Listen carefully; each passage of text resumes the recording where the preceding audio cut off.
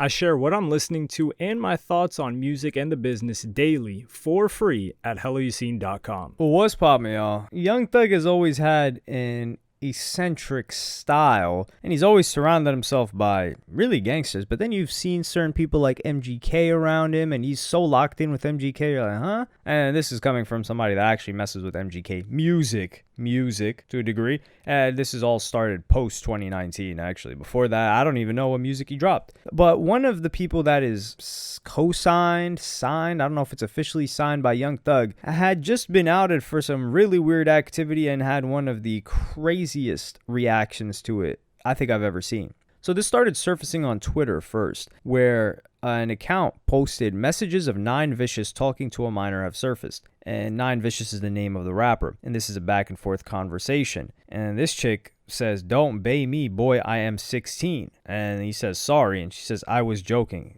What the hell? At this point, if the block button wasn't hit on his end, you already messed up. So this is already strike one. I guess you could pretend, and this is 2021, so this is 4 years ago. The guy at this point, I believe he was 21, because people are coming at his age right now. They're saying, oh, 26, 16, he was 21. Not that that makes it any better, because still it's illegal. And it's seen as wrong on the internet, which is really the only thing that matters. It more so matters the perception of something than the legality of it, because if he killed somebody and got away with it, his career is going up. But if he did something to an underage person and he got away with it, his career is not going up. It's going the opposite of up. It's down. So it's not about legality. And then he says, "No, you weren't." "Yes, I was. I like older guys, but when they find out my age, they usually gone." That should tell you something.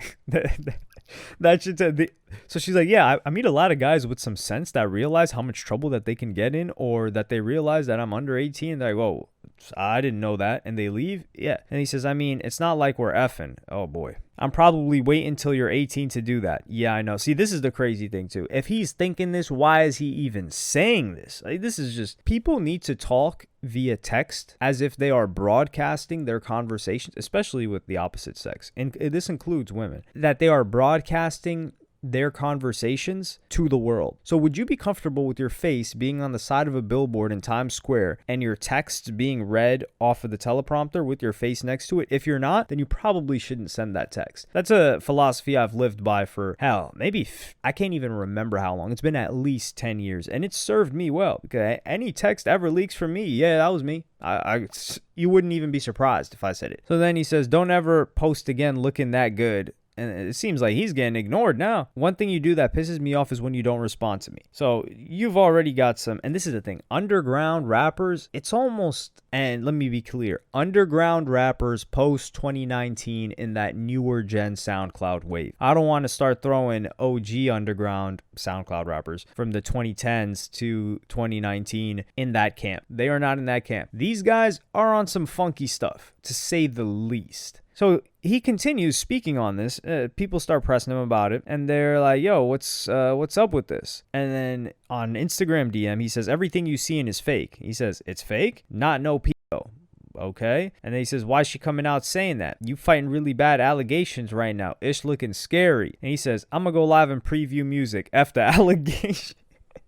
So I'm not laughing at the situation. I am laughing at the situation, but I'm mainly laughing at the audacity that somebody just says something like that. And keep in mind, this is a fan asking him about this, so he knows this is going to get leaked. He says, "F the allegations." He says, "You can preview, fool, but they going to want to know something." He says, "The music speaks for itself." Nah, fool, they want proof of something, you know. Yo, who says fool? Now, I know this is somewhat of an LA thing, LA Mexican thing. I've never in my life heard somebody say fool in person or via text. This is one of the first, or I see it via text on other outlets, but I've never encountered this person in real life. Is it a subculture that's predominant in a certain area of the United States or what? Regardless, this guy just says something wild, and then what happens next? He damn near admits everything. So I'm gonna play you guys this clip.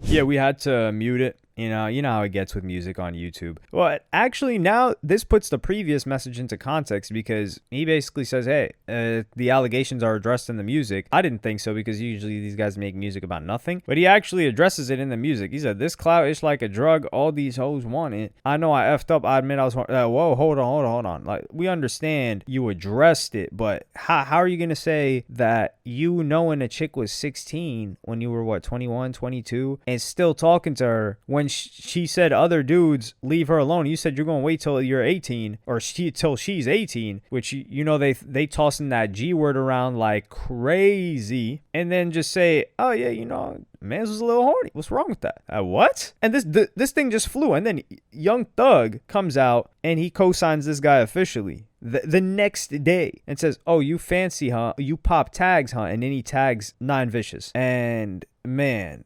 I'm appalled. I think this is good. This looks good for Gunna because Gunna's been dropping nothing but heat. Young Thug has been previewing some hard stuff. Yeah, this Nine Vicious guy also takes the attempt at, he says Tumblr music, and then he makes an album cover that's inspired by Tupac's, which is, and of course he's got the pentagram tattooed on himself. Isn't it satanic to be doing the things that he's doing? But the crazy part about this is these underground fans don't care. It's almost as if the underground fans, they just want to listen to the music. They're basically like side-eyeing, looking left, looking right, as if they're about to cross the street, but they're like, okay, nobody's listening to this. Man, look, Nine Vicious, he might be doing some weird stuff, but hey, this music is hitting in my headphones, and that's all I really care about. So the underground fans don't care, but then they talk about it in the comments and the replies because they feel like they have to present that they care and that they are outraged. It's the same thing with Playboi Carti. Playboi Carti is the king of this. And let's not forget Lil Uzi Vert, who, backed by Rock Nation, they said Lil Uzi Vert ran down on St. John, put a pistol to the stomach of a pregnant Britney, his ex-girlfriend, and that just disappeared from sight. People don't even remember that happened. That allegedly happened. Now, I don't think that's something people would lie about. And listen, I mess with Uzi music, but we're not going to pretend like these people are saints. But this is what I'm saying, is that people don't care that happened. And then you've got Playboi Carti, who... Are we going to go through the laundry list of what he's just been found doing or charged with, let alone what he didn't do? Because this is the thing. Man, if somebody gets charged with beating on a chick, I promise you that's not the first, second, third, fourth, or fifth time he's done it. It's always, your crimes are a lot short. The crimes you get convicted of or even charged for are a lot shorter than what you've actually done.